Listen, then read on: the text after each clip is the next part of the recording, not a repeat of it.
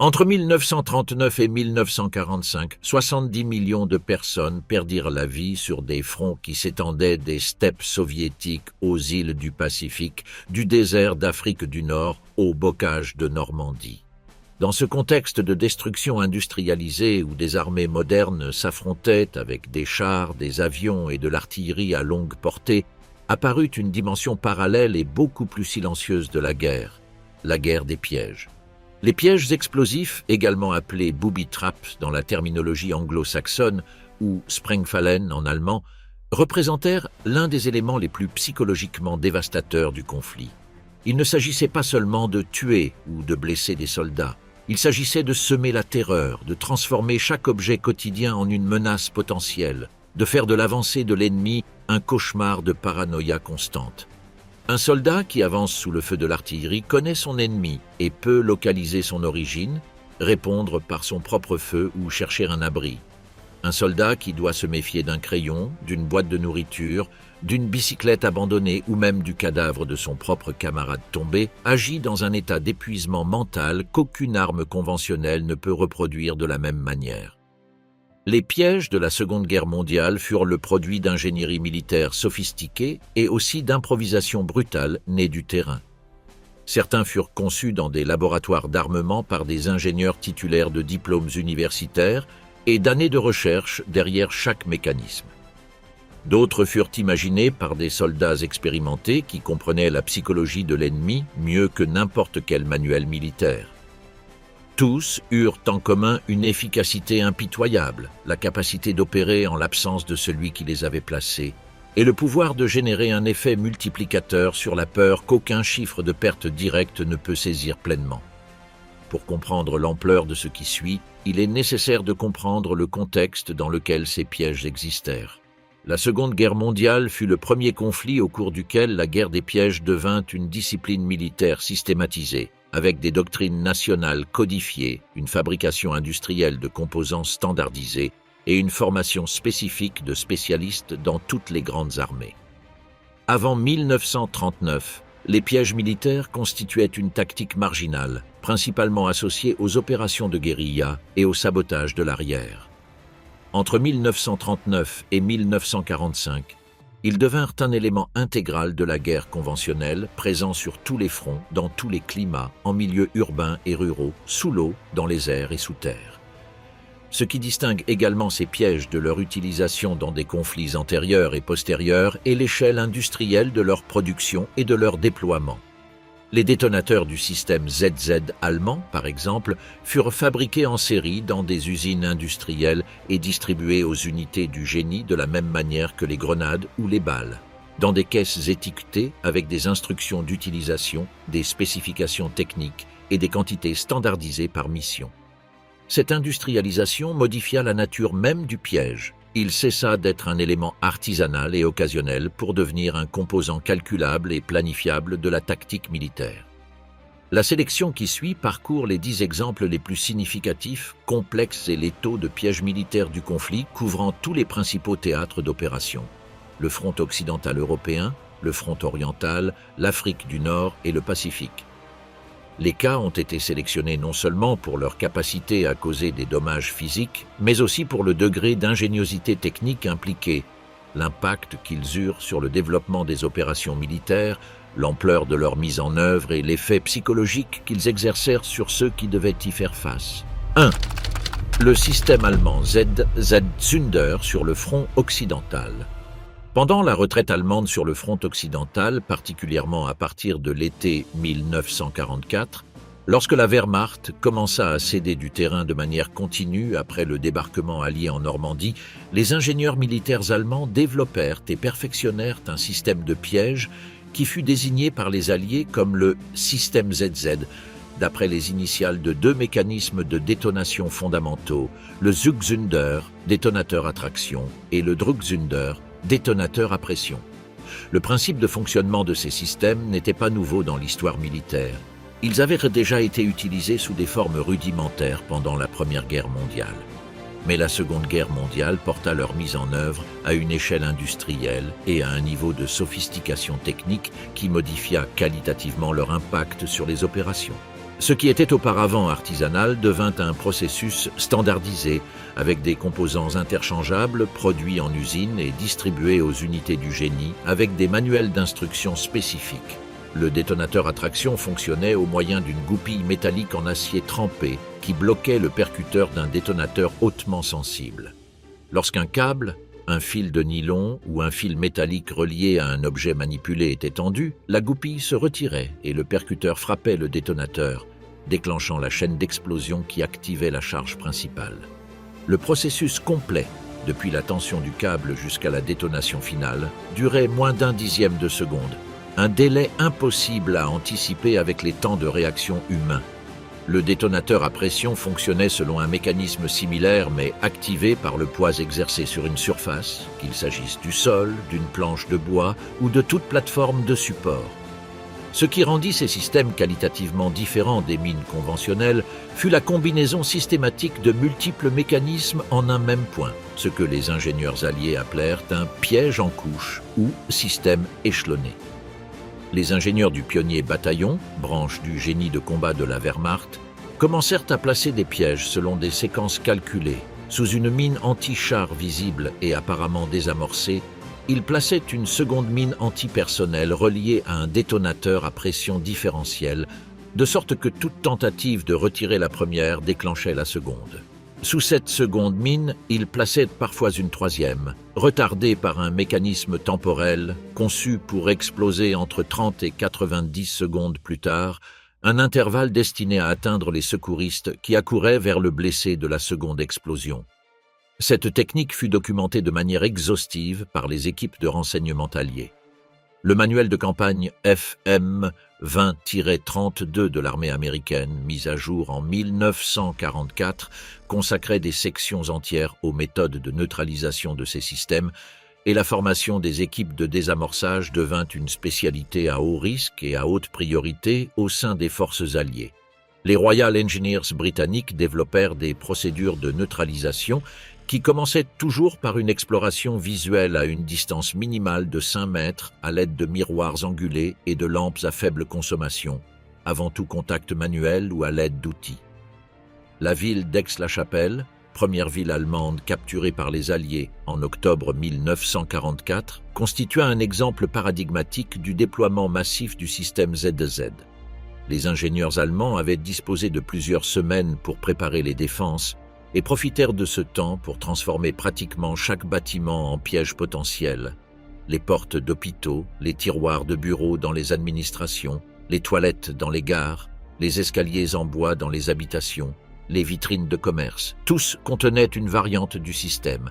Les équipes alliées de désamorçage, composées d'ingénieurs ayant reçu des mois d'entraînement spécialisés, mirent plusieurs jours à déclarer certaines zones relativement sûres. Elles perdirent des hommes même durant ce processus. Le rapport des Royal Engineers sur Aix-la-Chapelle, classifié jusqu'en 1972, décrivait un schéma de déploiement des pièges que les auteurs appelèrent « densité de saturation ». Dans certains pâtés de maisons du centre-ville, la densité de pièges était si élevée que les ingénieurs estimaient qu'il était statistiquement impossible de traverser une pièce de dimension moyenne sans déclencher au moins un dispositif si les protocoles de recherche systématique n'étaient pas strictement respectés. Le rapport documentait également un aspect que les équipes jugèrent perturbant au-delà du danger physique. Le piège placé dans le jouet d'un enfant dans une chambre familiale ou dans le livre de prière d'une église représentait la volonté de transformer les éléments les plus quotidiens et inoffensifs de la vie civile en armes. Cette transformation du sens des objets fut l'une des marques les plus durables de la guerre des pièges sur le front occidental. Une variante particulièrement ingénieuse du système ZZ, trouvée dans de nombreuses localités du nord-ouest de l'Allemagne en 1944 et 1945, impliquait des câbles d'activation enterrés à une profondeur de 20 à 30 cm sous des sentiers fréquentés, reliés non pas à des mines superficielles, mais à des charges placées dans des bâtiments adjacents. Le passant qui marchait sur le câble ne mourait pas immédiatement. La détonation survenait dans un bâtiment situé à plusieurs mètres de distance, provoquant un effondrement structurel sur toute personne ayant la malchance de passer en dessous à ce moment-là. Cette séparation spatiale entre le point d'activation et le point de détonation trompait systématiquement les équipes de neutralisation qui cherchaient d'abord l'explosif à l'endroit de l'effondrement au lieu de le remonter jusqu'au câble enterré. L'effet psychologique sur les unités d'infanterie qui avançaient à travers les villages de l'ouest de l'Allemagne fut documenté dans de nombreux témoignages de vétérans et dans les rapports de terrain des bataillons. L'avance devenait lente, non pas à cause d'une résistance armée conventionnelle, mais en raison de la nécessité impérieuse d'inspecter chaque objet, chaque surface, chaque espace potentiellement manipulé par les ingénieurs ennemis. Un bataillon qui, en terrain découvert, couvrait plusieurs kilomètres en 1 heure pouvait mettre cette même heure à avancer de 200 mètres à travers un village abandonné.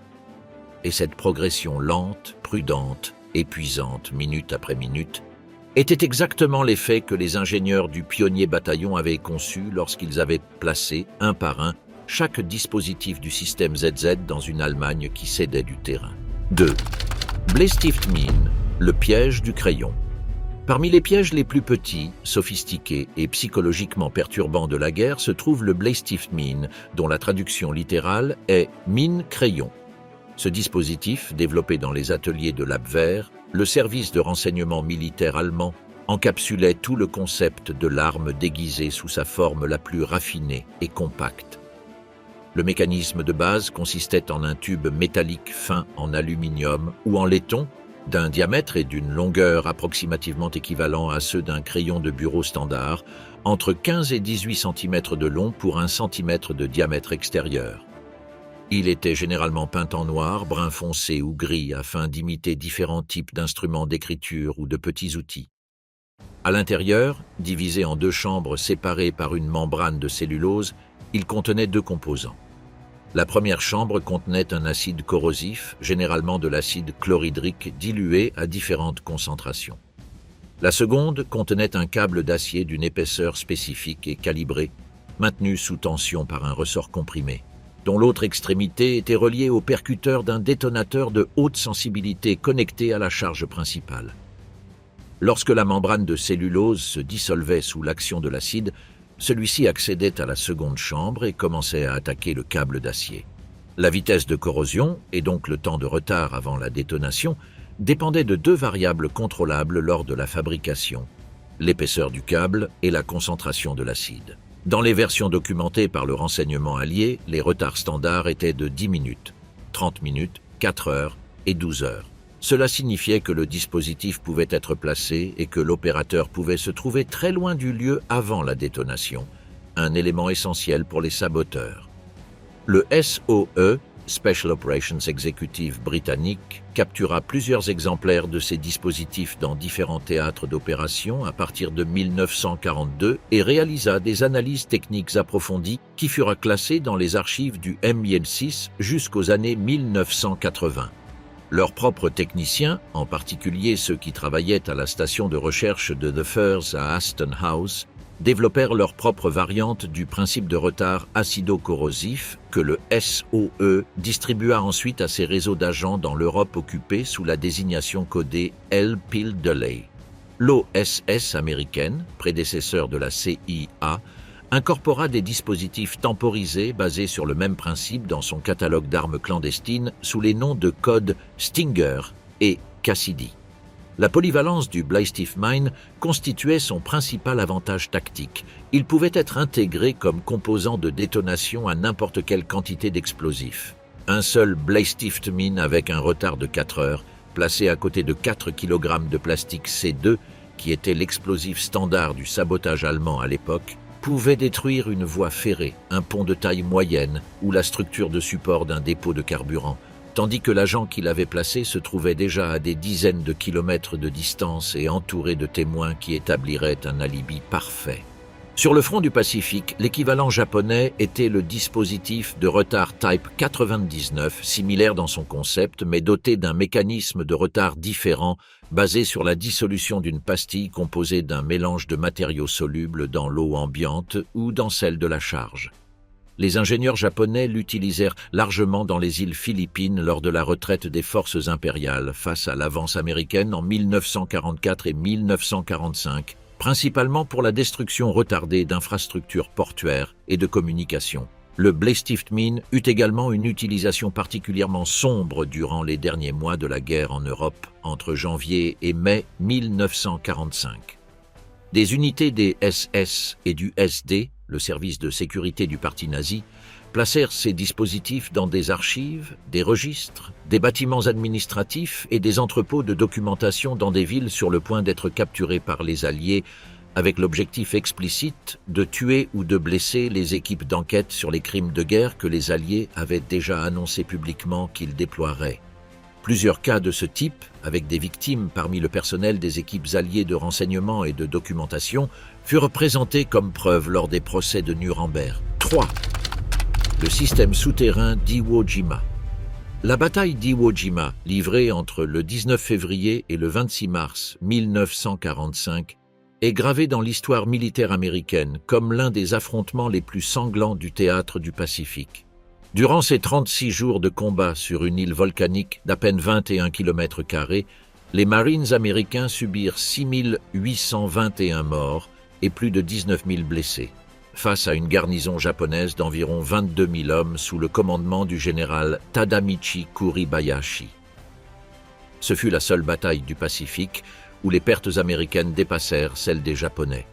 Un fait qui eut un impact profond sur la planification de l'état-major américain pour les opérations suivantes, y compris l'opération Downfall prévue, l'invasion des îles principales du Japon. Une part significative de ces pertes ne fut pas le résultat du combat conventionnel, mais du système défensif souterrain que Kuribayashi avait conçu spécifiquement pour maximiser les pertes de l'assaillant pour chaque mètre carré de terrain concédé. Kuribayashi était un officier au profil atypique selon les standards de l'armée impériale japonaise de l'époque. Il avait résidé aux États-Unis entre 1928 et 1930 en tant qu'attaché militaire à l'ambassade du Japon à Washington et, durant cette période, il avait visité des installations militaires et des centres d'entraînement dans plusieurs États, étudiant la doctrine militaire américaine avec une attention systématique.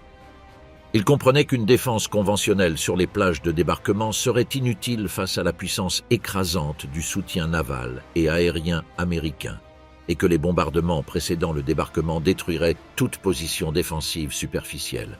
Sa solution fut conceptuellement brillante: s'enterrer littéralement dans la roche volcanique de l'île et transformer le sous-sol en champ de bataille.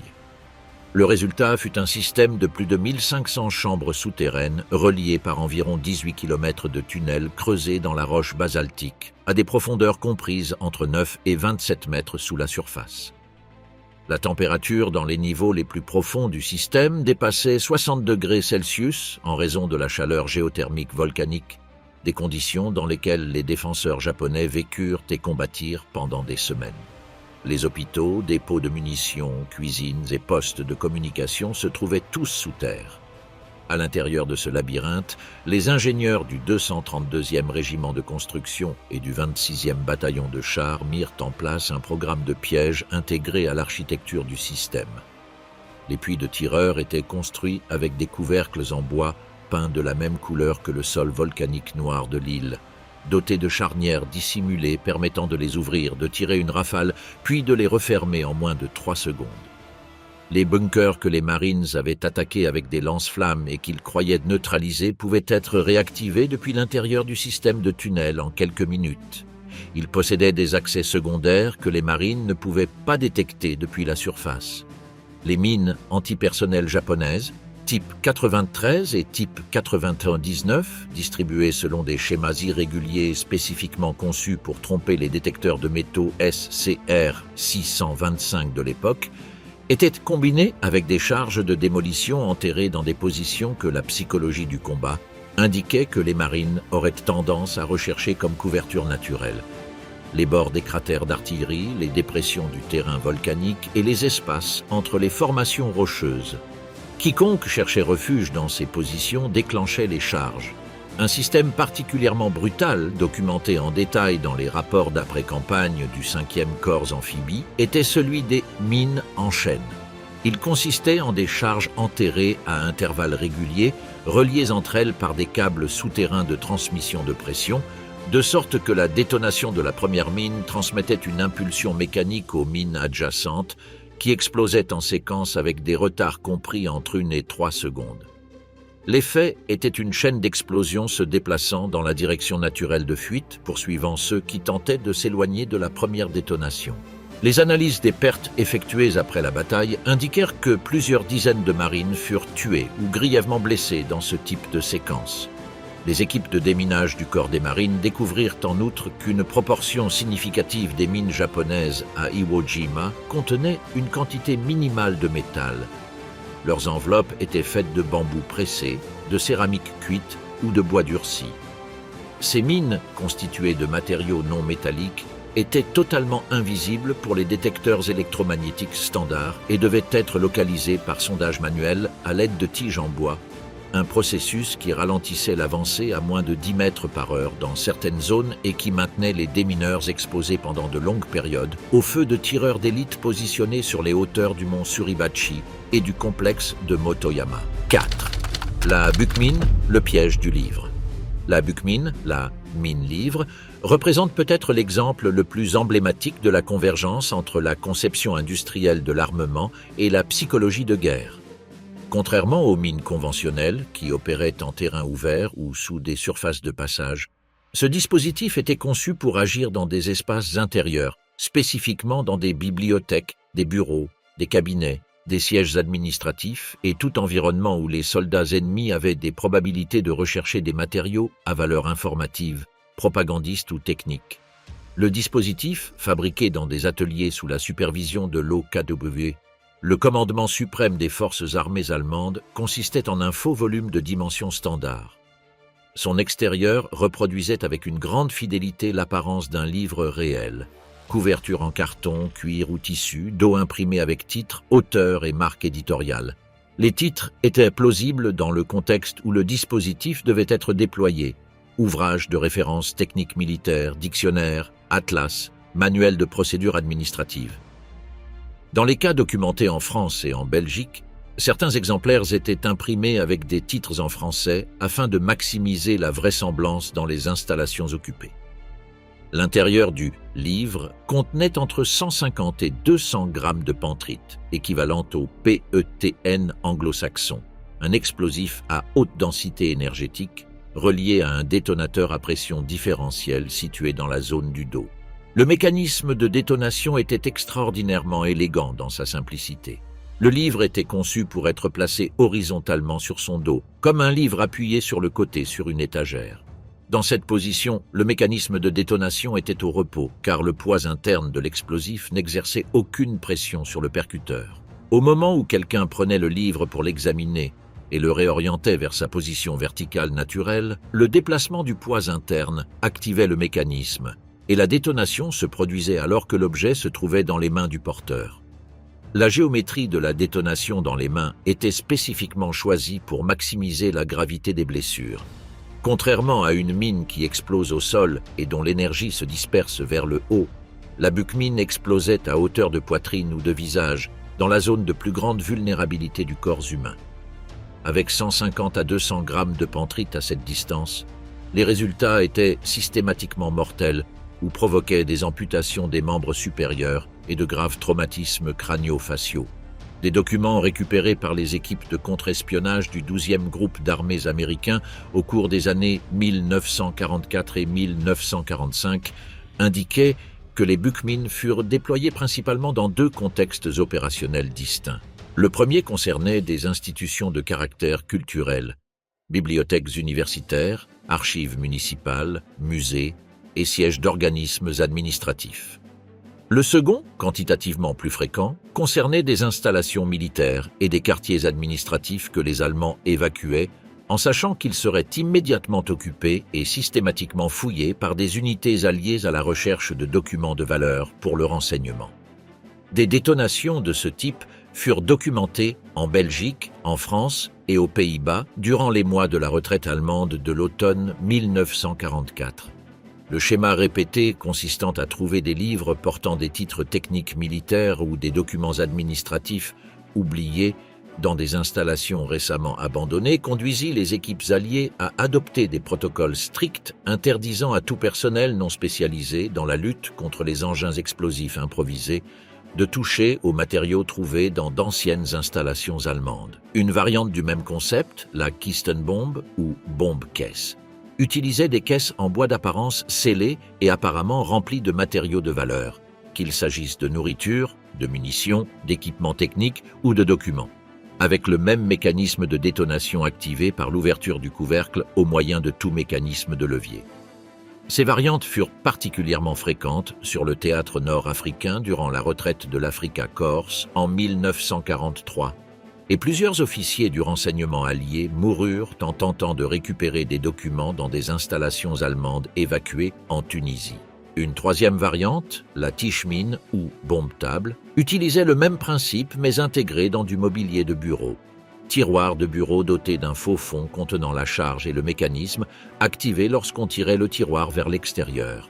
Cette variante fut particulièrement fréquente dans les sièges des administrations militaires allemandes en Europe occidentale, où les officiers alliés avaient tendance à s'installer immédiatement après l'occupation et à examiner le contenu des bureaux à la recherche de documents.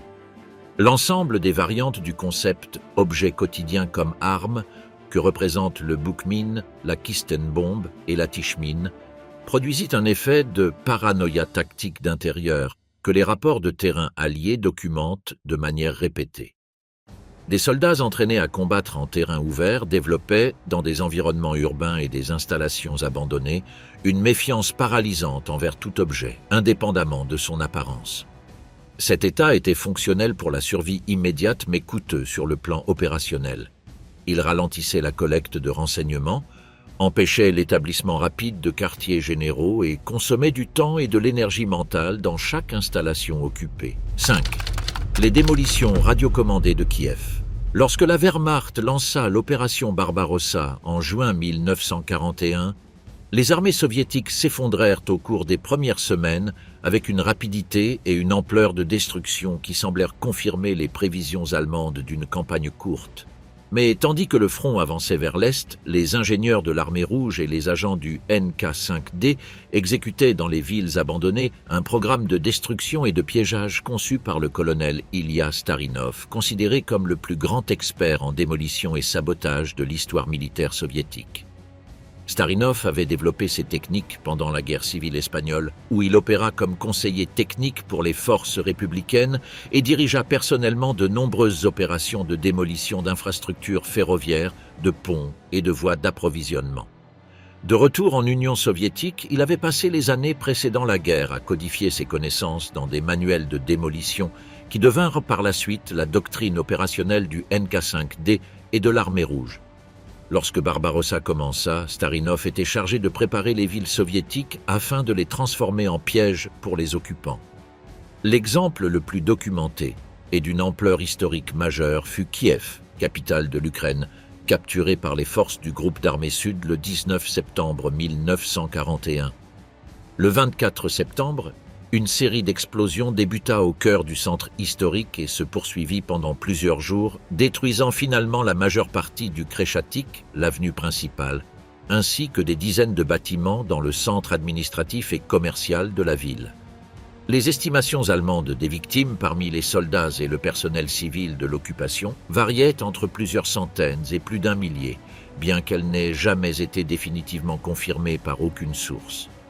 Le système installé par les ingénieurs de Starinov était d'une complexité telle que les Allemands mirent plusieurs jours à commencer à le comprendre et des semaines à en établir une cartographie approximative. Les bâtiments du Kreschatyk avaient été minés durant les semaines précédant l'évacuation, en utilisant les sous-sols et les conduites souterraines des services publics pour placer des charges de démolition de grande puissance. Mais ce qui rendait ce système qualitativement différent de tout piège connu de l'ingénierie militaire allemande était son mécanisme d'activation. Les ingénieurs soviétiques avaient installé des récepteurs radio de conception spécifique reliés au mécanisme de détonation. Les explosions n'étaient pas déclenchées par pression, traction, contact ou temporisation autonome, mais par des signaux radio codés transmis depuis des positions soviétiques situées à des dizaines, et dans certains cas, à plus de 100 km de distance. Les Allemands ne disposaient d'aucune procédure standard de détection pour ce type d'activation à distance, car rien dans leur expérience en Pologne, en France, en Belgique en Norvège, ni dans les Balkans ne les y avaient préparés. La dimension la plus raffinée du système, celle qui en fait un objet de fascination technique même des décennies après la guerre, était ce que les ingénieurs de Starinov appelaient le protocole à deux signaux. Le système ne détonnait pas avec le premier signal radio.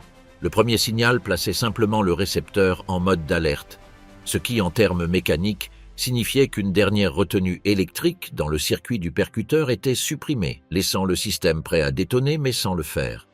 Le second signal, transmis entre 4 et 16 heures plus tard, complétait le circuit et déclenchait la détonation. Ce protocole avait un objectif précis, permettre au bâtiment de paraître sûr pendant des heures ou des jours après l'occupation initiale, générant chez les soldats allemands une fausse confiance qui maximisait le nombre de personnes présentes et le niveau d'occupation lorsque le second signal arrivait.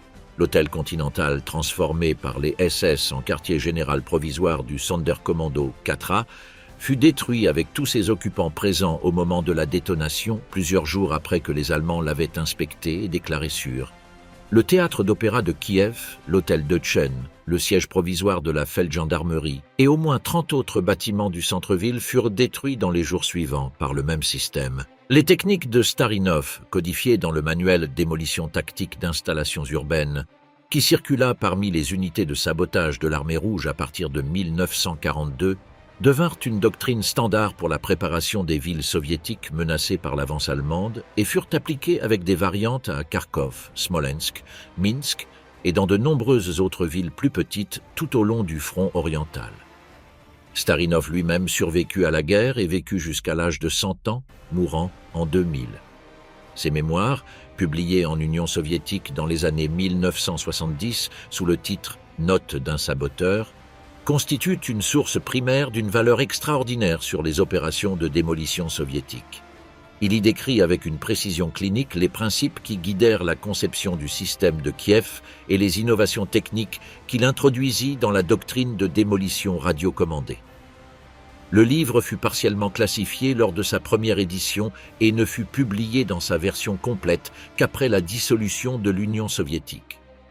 Ce que le système de Kiev démontra de manière éclatante et qui modifia la doctrine d'occupation de toutes les forces armées qui en prirent note, tant alliées que de l'Axe, était que la vulnérabilité de l'occupant ne se terminait pas au moment de l'occupation initiale.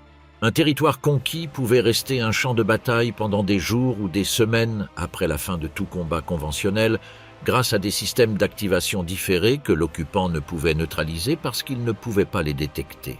Cette leçon, profondément perturbante pour les planificateurs militaires, fut également celle qui établit le plus clairement la filiation conceptuelle entre les démolitions radiocommandées de Starinov en 1941 et les engins explosifs improvisés activés à distance qui marquèrent les conflits d'Irak et d'Afghanistan au XXIe siècle. 6.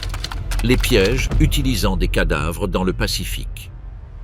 Dans le théâtre du Pacifique, les troupes japonaises développèrent et systématisèrent l'utilisation des cadavres, tant de soldats japonais tombés que de marines américains morts, comme plateforme pour des dispositifs piégés. Cette pratique, documentée sur pratiquement chaque île importante du Pacifique central, depuis Guadalcanal en 1942 jusqu'à Okinawa en 1945, représente l'un des aspects les plus psychologiquement perturbants de la guerre de piège du XXe siècle, et celui qui eut le plus grand impact sur les états mentaux à long terme des vétérans ayant survécu à ce théâtre d'opération. Le mécanisme technique était relativement simple dans ses variantes les plus courantes. Sous le corps tombé était placée une mine antipersonnelle à pression, généralement la type 93 à enveloppe de bambou, ou bien une grenade dont la goupille était partiellement libérée et maintenue dans cette position par le poids du corps. Dans des versions plus élaborées, on utilisait un détonateur à tension relié par un fil mince à un membre du cadavre, de sorte que tout mouvement du bras ou de la jambe dans la direction opposée activait le système. La variante de la grenade avec goupille partiellement retirée fut cependant la plus fréquemment documentée en raison de sa simplicité et de sa disponibilité. Les soldats japonais blessés, mais encore conscients, pouvaient installer ce piège sur leur propre corps ou sur celui d'un camarade tombé en quelques secondes, sans nécessité d'équipement spécialisé. Au moment où un marine tentait de déplacer le corps pour récupérer des documents d'identité, vérifier s'il y avait des survivants, dégager le passage ou simplement dans le geste de ne pas laisser un camarade tomber sur le terrain, la grenade complétait son cycle d'armement et explosait. La première documentation systématique de cette pratique à Guadalcanal provoqua une révision immédiate et profonde des procédures standards du corps des marines. Les nouvelles directives établissaient qu'aucun corps ne pouvait être déplacé sans inspection visuelle préalable à une distance minimale de 5 mètres, suivie de l'utilisation de cordes ou de crochets pour le retourner depuis cette même distance avant toute approche manuelle. Les aumôniers militaires, dont la fonction traditionnelle incluait la récupération et l'accompagnement des morts, reçurent une instruction spécifique sur les risques et commencèrent à opérer exclusivement en coordination avec des équipes d'ingénieurs spécialisés dans le désamorçage. La dimension psychologique de ce piège opérait sur une fréquence différente de celle de tous les autres systèmes. Les pièges fondés sur des objets inanimés suscitaient prudence et vigilance face à l'environnement physique, mais ne compromettaient aucune valeur morale fondamentale. Le piège fondé sur des cadavres, en revanche, mettait en conflit direct deux impératifs: l'instinct de survie, qui ordonnait de ne pas s'approcher, et le code d'honneur du combattant, qui interdisait d'abandonner les camarades sur le terrain. Ce conflit fut exploité consciemment comme partie intégrante d'une doctrine. Les instructions capturées dans plusieurs scénarios du Pacifique et traduites par le G2, la branche de renseignement de la Force expéditionnaire du Pacifique, décrivait explicitement la mise en place de pièges sous des soldats tombés comme faisant partie d'une stratégie délibérée d'épuisement moral et psychologique. Les textes indiquaient que l'objectif n'était pas seulement la perte directe, mais aussi d'induire une paralysie tactique, empêcher les unités alliées d'avancer avec fluidité en les obligeant à s'arrêter devant chaque perte pour exécuter des procédures de sécurité, tout en créant chez les survivants une charge émotionnelle de culpabilité et d'horreur qui dégradait progressivement la cohésion des unités. Appelée Liu, en septembre et octobre 1944, une variante particulièrement documentée impliquait l'utilisation de soldats japonais grièvement blessés mais encore conscients comme leurres piégés. Ces hommes, présentant des blessures incompatibles avec la survie à court terme, tenaient des grenades en position de demi-armement tout en restant visibles à une certaine distance des positions des marines, émettant des sons ou faisant des gestes pouvant être interprétés comme des demandes d'aide. Les témoignages de vétérans du 1er régiment de marine décrivent l'impossibilité de déterminer avec certitude si un soldat japonais blessé à 20 ou 30 mètres représentait un piège ou une opportunité de capturer un prisonnier ayant une valeur de renseignement, et la paralysie tactique que cette incertitude générait. L'impact de cette pratique sur l'état mental des troupes américaines fut étudié par les psychiatres militaires de la Force expéditionnaire du Pacifique pendant et après la guerre. Les données recueillies, analysées dans le rapport Psychiatric Observations in the Pacific Theater 1943 à 1945, indiquaient que la rencontre avec ces pièges spécifiques fut mentionnée spontanément par un pourcentage significativement plus élevé de patients diagnostiqués avec une névrose de combat que tout autre type de traumatisme de bataille. Le major William Menninger, responsable de la psychiatrie de l'armée américaine pendant la guerre, souligna dans ses analyses que le piège de cadavre agissait sur deux mécanismes psychologiques simultanés qui opéraient normalement dans des directions opposées.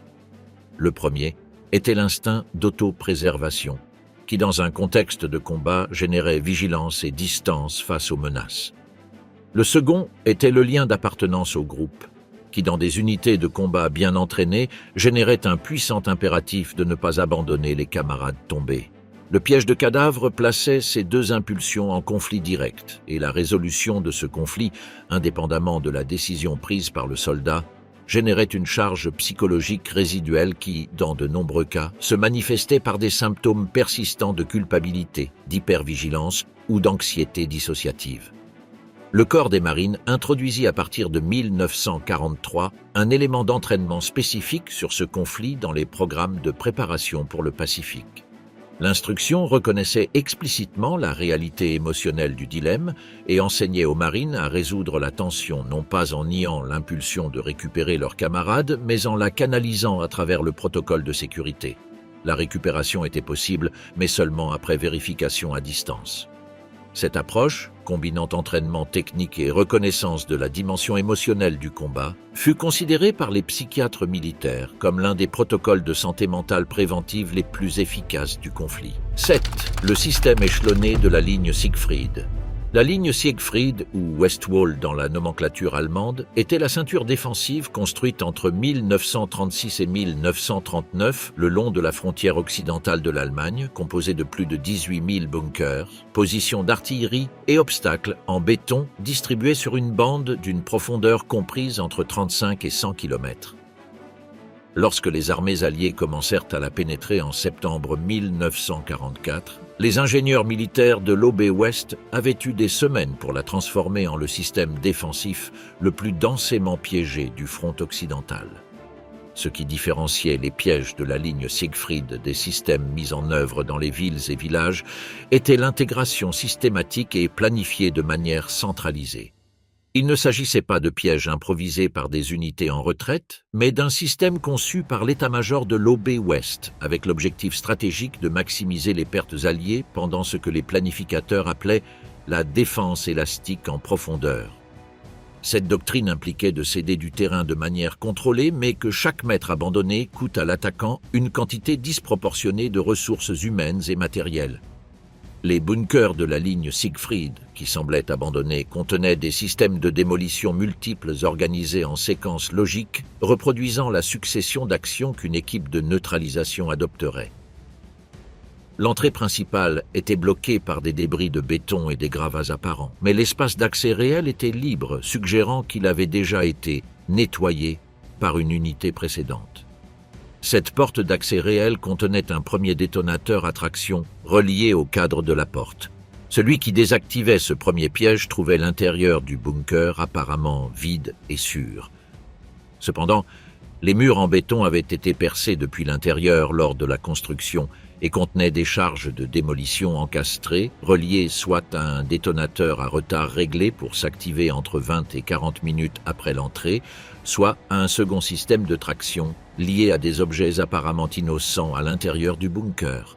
Un schéma particulièrement documenté dans le secteur d'Aix-la-Chapelle impliquait les systèmes de drainage souterrain de la zone. Les égouts et canalisations sous les villes de la région reliaient des positions défensives de la ligne Siegfried à des bâtiments civils adjacents au moyen de réseaux de câbles de détonation à basse tension. Lorsque les Alliés commencèrent à explorer les égouts comme voie d'infiltration tactique, ils découvrirent que les câbles ne menaient pas à des charges individuelles, mais à des systèmes ramifiés pouvant être activés depuis plusieurs points du réseau, rendant impossible une neutralisation séquentielle conventionnelle. L'élimination d'un point d'activation ne désactivait pas le système, elle activait simplement un mécanisme de secours situé à un accès différent. La première armée américaine a consigné dans ses rapports de la campagne d'automne de 1944 que les équipes du génie ont identifié plus de 9000 dispositifs piégés individuels, rien que dans le secteur compris entre Aix-la-Chapelle et la rivière Ruhr durant les mois d'octobre et de novembre, une densité d'installations qui impliquait une planification et un travail de mise en place de plusieurs semaines, réalisés sous la coordination d'unités du génie hautement spécialisées. Les effets opérationnels furent mesurables. La vitesse d'avance alliée à travers la ligne Siegfried fut constamment entre 40 et 60% plus lente que les projections du commandement allié calculées sur la base de la résistance conventionnelle prévue. Une part substantielle de cet écart fut attribuée par les analyses d'après-campagne, non pas au feu direct des armes, mais à la nécessité de procédures de vérification et de neutralisation à chaque position. Le général Bradley, commandant du 12e groupe d'armées américain, consacra plusieurs paragraphes dans ses mémoires d'après-guerre aux problèmes spécifiques des pièges de la ligne Siegfried. Il décrivit le phénomène que les officiers sur le terrain appelaient « paralysie de la prudence », la tendance des unités à ralentir au-delà de ce qui était tactiquement nécessaire, non pas en raison d'une résistance active, mais en raison de l'impossibilité de déterminer ce qui était un piège et ce qui ne l'était pas. Les unités qui avaient progressé avec agilité en France durant l'été 1944 devinrent considérablement plus lentes en entrant sur le territoire allemand proprement dit, où la probabilité de piège était perçue comme bien plus élevée. Ce phénomène de paralysie de la prudence fut identifié par les conseillers psychiatriques de l'armée comme distinct de la peur conventionnelle du feu ennemi. Il s'agissait d'une forme spécifique d'incertitude tactique qui ne pouvait être résolue ni par davantage de courage, ni par un entraînement conventionnel supplémentaire, mais uniquement par davantage de temps consacré à la vérification, ce qui, en termes opérationnels, équivalait à un ralentissement de l'avance. 8. Les sources d'eau en Afrique du Nord. Le théâtre nord-africain a généré des conditions physiques uniques pour le développement de pièges militaires. Dans un environnement où l'eau était la ressource la plus rare et où son absence pouvait tuer plus efficacement que presque n'importe quelle arme conventionnelle, les ingénieurs de l'Africa Corp de Rommel développèrent un système de contamination et de piégeage des sources d'eau et des puits qui constitua l'un des chapitres les moins documentés mais les plus meurtriers de la guerre du désert. La logique stratégique était directe. La 8e armée britannique et les unités australiennes, sud-africaines et indiennes, opérant en Cyrénaïque et à Tobrouk, dépendaient d'une chaîne logistique d'approvisionnement en eau extrêmement vulnérable. Chaque avancée significative vers l'ouest impliquait de s'éloigner des points d'approvisionnement établis et de dépendre de plus en plus des puits et des sources naturelles du terrain. Compromettre ces puits ne causait pas seulement des pertes directes, cela ralentissait l'avance, obligeait au déploiement de ressources logistiques supplémentaires et créait un état d'incertitude face à tous les points d'eau rencontrés, même ceux qui s'avérèrent sûrs.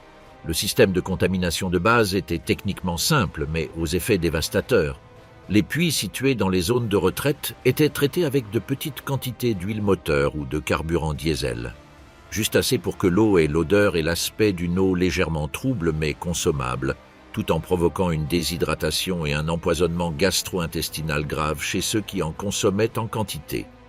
L'identification de l'eau contaminée de cette manière nécessitait des équipements d'analyse chimique que les unités d'avant-garde possédaient rarement. La dimension du piège explosif, proprement dite, allait au-delà de la contamination. Les ingénieurs du pionnier bataillon 33, principale unité d'ingénierie de combat de l'Africa Corps, développèrent un système de charge de démolition immergé à l'intérieur des puits, relié à des détonateurs à temps réglé pour s'activer des heures ou des jours après l'abandon du point d'eau, en calculant qu'à ce moment-là, le puits serait utilisé activement par les troupes alliées. L'explosion à l'intérieur du puits avait un double effet, tuer les soldats à proximité et détruire définitivement l'infrastructure du puits, qui dans le désert libyen représentait souvent des siècles de travail humain. Les unités de la 8e armée ont documenté ce type de dispositif dans de nombreux puits en Cyrénaïque lors de l'avance de 1942. Dans plusieurs cas consignés dans les rapports des Royal Engineers, les ingénieurs allemands avaient combiné le piège explosif avec une contamination chimique, de sorte que même si les soldats parvenaient à extraire de l'eau avant la détonation, ils subissaient les effets de la contamination quelques heures plus tard. Une variante sophistiquée documentée dans le secteur tunisien durant les derniers mois de la campagne nord-africaine en 1943 impliquait des puits qui avaient été partiellement désactivés. De manière visible, avec le câble de la charge coupé et accessible à la vue depuis le bord, afin de donner l'impression que le travail de piégeage avait été détecté et neutralisé par une unité alliée précédente. Cependant, sous la charge apparemment désactivée se trouvait un second système de détonation installé à une plus grande profondeur dans le puits, conçu pour s'activer lorsque le niveau d'eau montait naturellement durant les heures nocturnes et que la pression hydrostatique augmentait sur le mécanisme. L'effet opérationnel le plus important des pièges de puits en Afrique du Nord ne fut pas le nombre de pertes directes qu'ils causèrent, qui fut réel mais non décisif en termes de campagne. Ce fut l'imposition d'un protocole systématique de vérification qui ralentit chaque point d'approvisionnement en eau et consomma des ressources humaines spécialisées qui, dans les conditions du désert, étaient rares et difficiles à remplacer.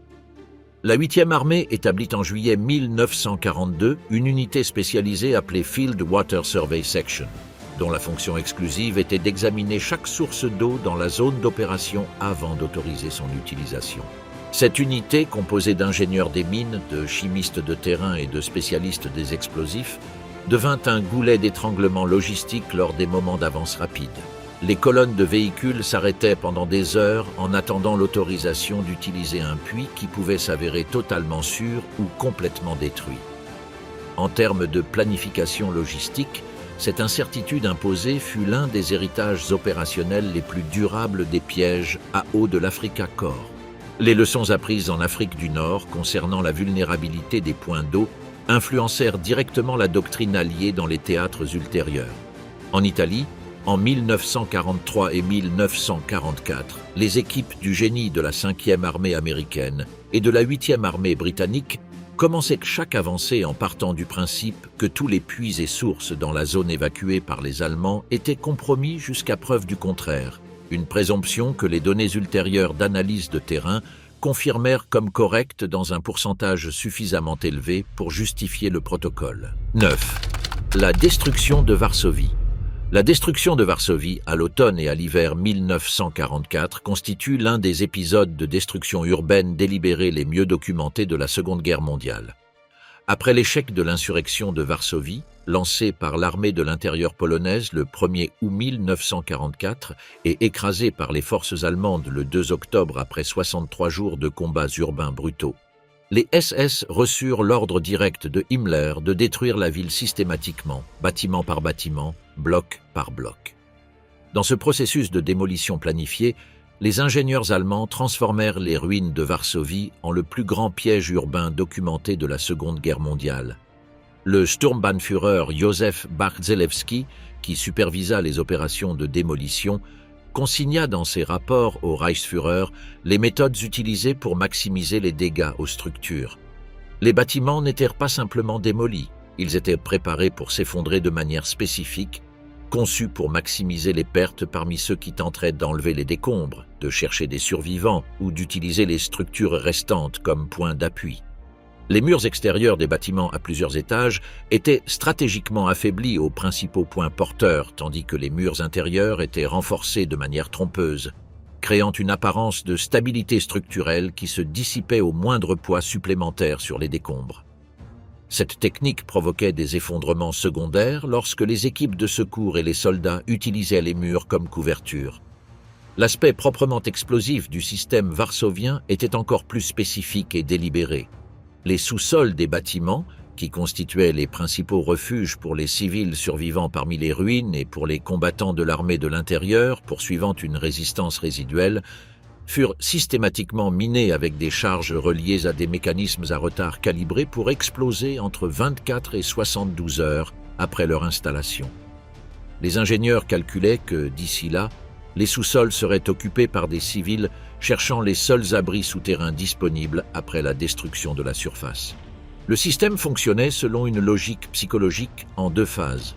Dans la première phase, les bâtiments brûlaient et s'effondraient visiblement à la surface, poussant les survivants vers les sous-sols comme réponse instinctive de survie, la même qui aurait été adaptative dans tout autre contexte de bombardement ou d'incendie urbain.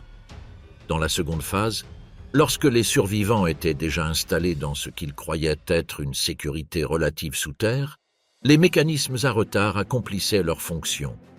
Les témoignages de survivants polonais recueillis par la Commission polonaise des crimes de guerre entre 1945 et 1947 décrivent des explosions survenant des heures après que les civils furent descendus dans les sous-sols d'immeubles qui semblaient instables. Les équipes soviétiques de l'armée rouge qui entrèrent à Varsovie en janvier 1945, après que les forces allemandes l'eurent évacué face à l'avance des armées du maréchal Zhukov, découvrirent un niveau de minage dépassant toutes les estimations préalables des services de renseignement. Les ingénieurs de la 2e armée de choc et du 1er front biélorusse consacrèrent plus de 6 semaines à la neutralisation systématique de dispositifs dans une ville déjà détruite à plus de 80% de sa surface bâtie. La déclaration officielle de zone relativement sûre pour la réoccupation civile ne fut émise qu'en mars 1945.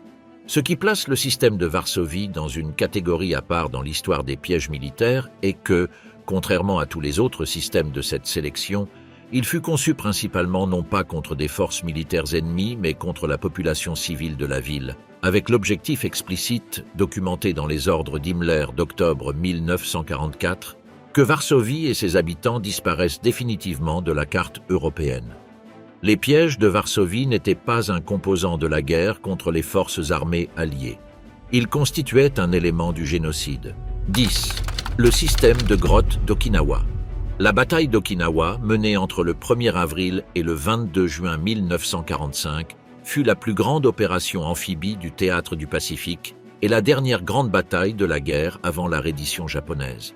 Avec plus de 110 000 soldats de la 32e armée japonaise défendant une île de 1200 km² contre une force alliée qui dépassa finalement 541 000 hommes, et avec une garnison sachant qu'il n'y aurait ni renfort ni possibilité de reddition, les ingénieurs japonais transformèrent le système de grottes karstiques d'Okinawa en le complexe de pièges le plus élaboré et le plus meurtrier de toute la guerre du Pacifique.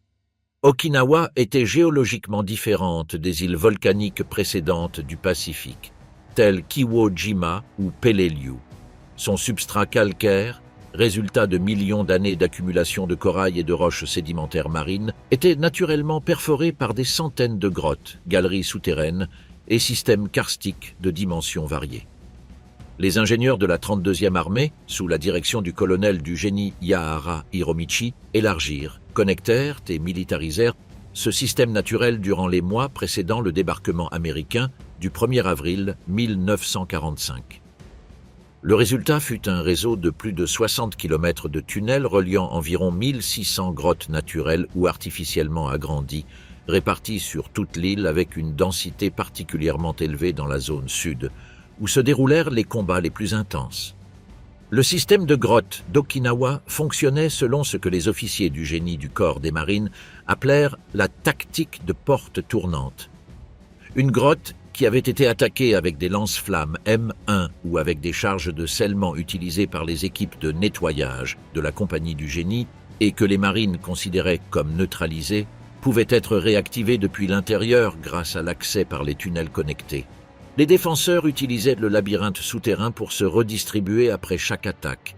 Une position apparemment détruite réapparaissait comme active quelques heures plus tard, tirant depuis des angles légèrement différents qui rendaient difficile de déterminer s'il s'agissait de la même position ou d'une nouvelle. Les pièges spécifiques installés à l'intérieur du système de grottes montraient les leçons tirées de toutes les batailles précédentes du Pacifique. Les points de couverture naturels dans les grottes, les formations rocheuses, les piliers calcaires et les objets d'équipement abandonnés étaient systématiquement piégés à l'avance avec des charges de fragmentation contenant entre 200 et 600 grammes d'explosifs. Dans l'espace confiné d'une grotte de dimension moyenne, cette quantité d'explosifs accompagnée de fragmentation rocheuse produisait des blessures graves dans un rayon de 8 à 10 mètres. Les marines développèrent la règle selon laquelle, à l'intérieur d'une grotte, rien ne servait réellement de couverture. Chaque formation potentiellement protectrice constituait en réalité une marque de cible. Les ingénieurs de Yahara développèrent également un système exploitant les propriétés acoustiques du karst. L'intérieur du système de grotte d'Okinawa amplifiait et déformait les sons d'une manière que les ingénieurs avaient étudiée et cartographiée. Des voix, des gémissements, ou des bruits de mouvement provenant de positions spécifiques dans le système de tunnels étaient conçus pour attirer les marines vers des points d'embuscade ou vers des zones minées. Les équipes de nettoyage des grottes du 3e corps amphibie développèrent le protocole de vérification acoustique. Avant d'avancer en direction de tout son à l'intérieur d'un système de grotte, attendre 5 minutes dans un silence absolu afin de déterminer si le son se répétait selon un schéma suggérant une origine humaine réelle ou un dispositif mécanique piégé. Un système particulièrement documenté par les équipes du 6e régiment de Marines était celui des grottes d'eau. Okinawa possède de nombreuses sources et dépôts d'eau naturelle à l'intérieur du système karstique que les défenseurs avaient contaminé et miné de manière combinée. Les puits d'eau naturelle à l'intérieur du système de grotte étaient minés avec des charges de démolition immergées activées par des mécanismes temporisés ou par pression hydraulique. La contamination des dépôts était parallèle, utilisant des matériaux disponibles dans l'inventaire de la garnison. Le soldat qui trouvait de l'eau à l'intérieur d'une grotte et s'approchait pour vérifier sa potabilité activait le mécanisme avant de pouvoir effectuer toute vérification. La dimension psychologique du système de grotte d'Okinawa fit l'objet d'une étude spécifique dans les rapports de la division de médecine psychiatrique de la Marine des États-Unis publiés en 1946.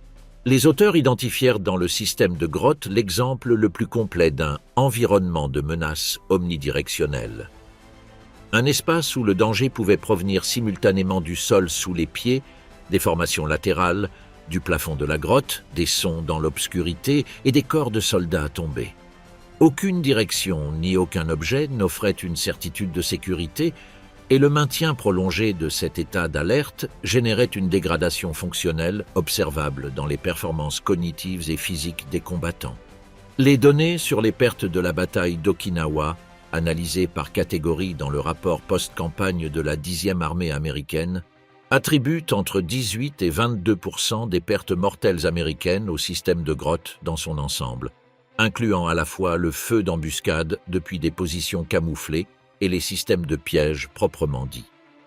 Cette proportion était la plus élevée enregistrée pour ce type de facteur dans toute bataille du Pacifique jusqu'à cette date et constitua l'un des arguments les plus souvent cités par l'état-major américain pour justifier l'usage de la bombe atomique comme alternative à l'invasion des îles principales du Japon, dont la garnison, estimait-on, aurait préparé des défenses similaires à l'échelle nationale. Les pièges de la Seconde Guerre mondiale ne disparurent pas avec les armistices de 1945. Des millions de dispositifs restèrent enfouis dans les sols d'Europe, d'Afrique du Nord et des îles du Pacifique. En Biélorussie, l'un des théâtres les plus intensément minés du front oriental, les explosions de mines et de pièges de la Seconde Guerre mondiale continuèrent à provoquer des victimes civiles pendant des décennies après la fin du conflit. En Libye, dans la région d'El Alamein et dans le désert de Cyrénaïque, les mines de l'Africa Corps et de la 8e armée continuent de mutiler des bergers et des agriculteurs au XXIe siècle. Les organisations de déminage humanitaire estiment qu'en Europe et en Afrique du Nord, plusieurs millions de mines et d'engins non explosés issus du conflit restent encore présents. Dans les îles du Pacifique, le problème possède une dimension supplémentaire. La détérioration des mécanismes de détonation avec le temps ne les rend pas nécessairement inoffensifs. Les explosifs constituant la charge d'une mine ou d'un piège de 1944 conservent une grande partie de leur puissance de détonation pendant des décennies, tandis que les mécanismes d'activation, en se dégradant, deviennent dans certains cas plus sensibles et dans d'autres totalement imprévisibles. À Palau, à Iwo Jima, à Peleliu et dans plusieurs îles des Philippines, les autorités locales signalent régulièrement l'apparition d'engins de la Seconde Guerre mondiale lors de travaux de construction ou sur des côtes érodées. Les équipes de neutralisation des forces d'autodéfense japonaises et de l'armée américaine consacrent chaque année des heures de travail à la réponse à ces incidents, 80 ans après la fin du conflit. L'héritage technique fut également direct et durable.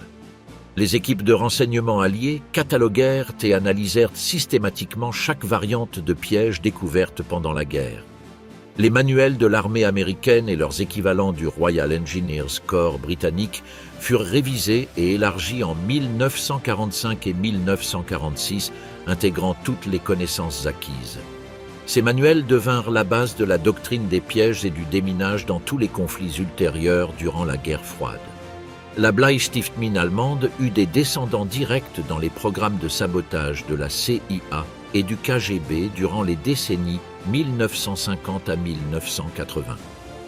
Les techniques de démolition radiocommandée de Starinov influencèrent la doctrine de guerre de guérilla enseignée par des conseillers soviétiques en Asie, en Afrique et en Amérique latine pendant l'ère de la décolonisation.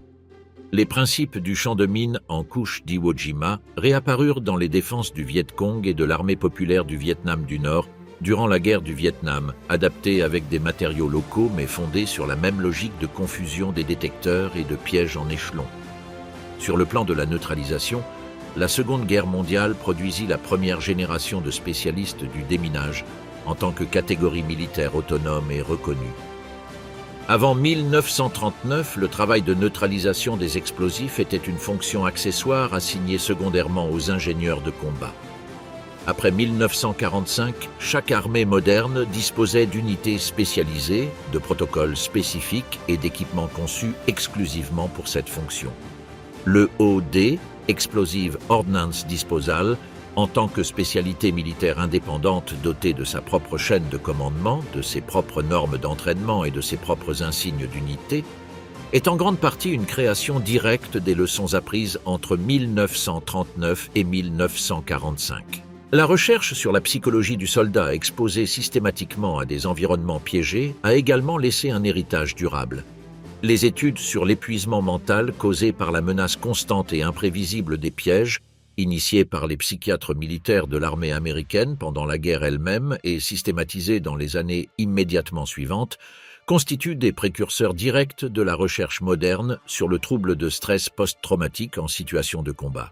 La description clinique de la hypervigilance généralisée face aux stimuli environnementaux, qui est l'un des symptômes diagnostiques du TSPT selon les critères actuels du DSM-5, fut décrite pour la première fois en des termes presque identiques dans les rapports psychiatriques du Pacifique de 1943 et 1944, rédigés par des médecins militaires cherchant à comprendre ce qui arrivait aux vétérans ayant survécu aux îles des pièges et des cadavres piégés.